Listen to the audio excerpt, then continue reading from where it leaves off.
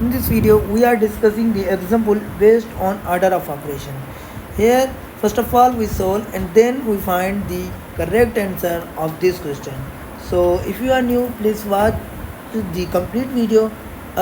If you are new, please subscribe our YouTube channel and press the bell icon.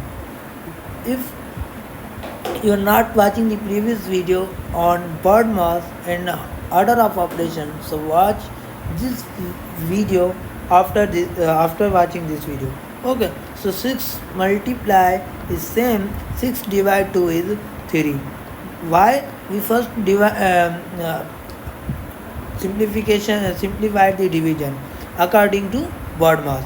Okay, so now minus 6 is same. So now here is condition 6 multiply 3 minus 6. So first of all we do multiplication. 6 multiply 3 is 18 and minus 6. Okay, so 18 minus 6 is 12. So 12 is final answer of this question. If you like this video, please subscribe our YouTube channel and press the bell icon for next interesting video.